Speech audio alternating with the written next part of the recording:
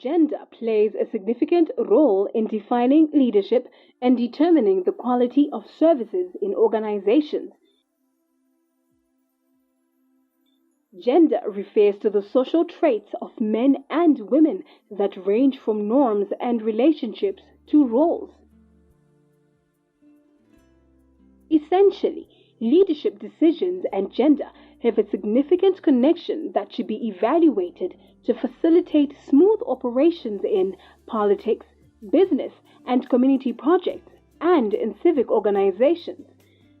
Leadership requires practical skills, incorporating the ability of an individual to guide, inspire, and communicate with subordinates to execute an assignment at hand appropriately.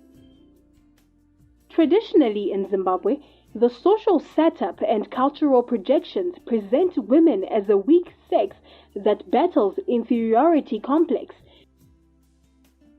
Also, the working environment for women has indirect relationship with both self-confidence and attitude. Feminine leaders operate in hostile environments characterized by unhealthy competition, dynamic demands, and unmatching expectations. Still, quality leadership requires a strong character engrossed by confidence and trust for successful achievements. Women leaders are expected to possess these qualities and to exert influence and to achieve desired results in the public sector, in industry, and in commerce. But are women leading, especially in the epoch of crisis characterized by disease, slow economic growth, and a democracy deficit in politics? Do women outperform men in leadership? How are women adjusting to and coping with the political and business environment to lead and achieve? Are women in charge, and if so, where are the women leaders and their achievements? In this documentary, we seek to speak to women leaders to hear from them how they tackle issues to do with gender and leadership, gender differences in decision-making, and gender and time management, as well as the factors undermining the effectiveness of women. Environments that we've grown up in, the traditions, the cultures, the perceptions, the isms, all of them pose huge challenges to everybody, but to women in particular, as they enter what were previously considered to be new spaces for them and what were considered to be the domain of men. THEMBE KHUMALO, a marketer and personal brand building coach, says women do not have a choice but to lead. I would say that women are leading, largely because they actually have no choice but to lead. In an environment where there is a deficit of skills and sometimes even ideas, women are being called upon more and more to make a plan, which is something that we Zimbabweans sometimes pride ourselves about being able to do. So women are making plans in their homes. They are pulling together resources that are scarce. They are generating income.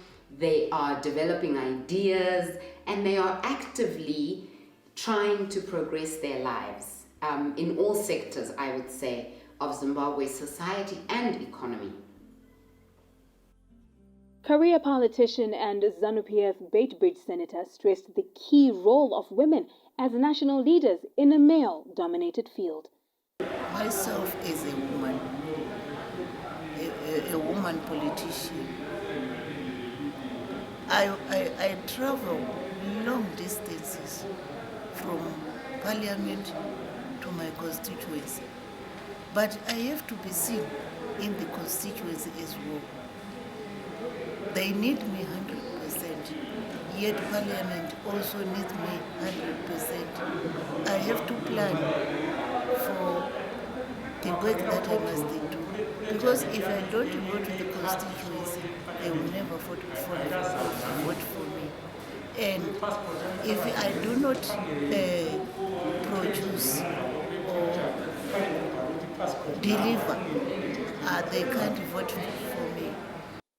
Media executive and Zimbabwe Media Commissioner Susan Makore believes women are leading during these troubled times because they have this ability to multitask and deliver. Yes, women are definitely leading in these troubled times. Troubled in the sense that since the beginning of 2020, we had the COVID pandemic hitting our country, just like it is hit across the world. And in addition to that, obviously, our economy has not been performing as well as it should. So you see that women have been soldiering on. Quite a number of women lead in the banking sector, they lead in the medical field, they lead in the insurance sector. A few women leading in media. One of the biggest media houses has been led by a woman the past year, and another one is taken over. So I would say that yes, women have been leading and they've been doing tremendously well. Even when you look at research has proven that women, when it comes to performance in the few areas that they lead in, because when you then take it in the global context, global in the sense of the number of women leading organizations that are either listed on the stock exchange or not, in terms of private players and even parastatals, you tend to see that the numbers are much less than what they should be. But research has proven that where women are leading, the performance is better. In terms of financial performance, they perform better.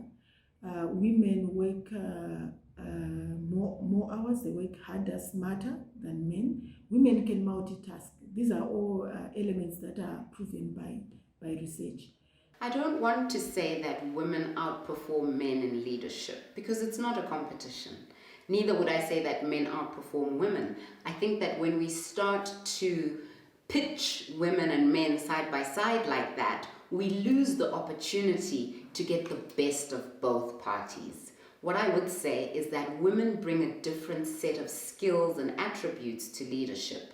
They are more participatory, they are more collaborative, they are better able to work with other people in terms of bringing teams together and helping people to collaborate.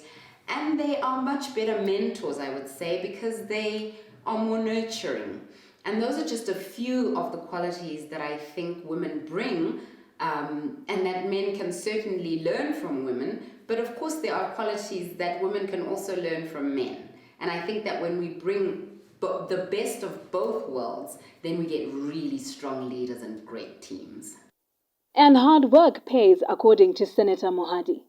All the elections that I went through, I was being contested by men. But just because of what is on the ground, what I do on the ground, they do not even beat me. THEMBE KHUMALO captures the essence of leadership dynamics among men and women. I think when we look for women being in charge, we might actually miss a lot of really important opportunities, because when we think of leadership as being visible, as being high profile, we negate the leadership that is happening behind the scenes. Women are participating in our politics, in our economy, in society, in ways that we may not be immediately aware of. They are investing in businesses, quietly, substantially. They are advising, they are mentoring, they are planning, they are preparing for a future beyond the struggles and the challenges that we might see at the moment. So yes, women are leading, but don't think of leadership as being on the front page of the paper. Senior journalist and Television News editor THERESA TAKAFUMA speaks of the resilience and innovation of women. Women are multitaskers. They can be primary caregivers at home as well as leaders in workspaces. So I think they can be good performers in workspaces and their leadership can be effective. And I also think women are resilient in times of crisis. As you've seen during the COVID-19 era, they find their way of getting things done, even when things are not okay. So I think they can be innovative and find ways to make things work during crisis times. Women are claiming spaces which were once dominated by men. Emotional intelligence has a place in leadership, said THERESA. I strive every day to enhance my emotional intelligence because that is one area that a lot of women struggle with. So I try as much as possible to enhance my emotional intelligence so that I react appropriately to every situation that I encounter.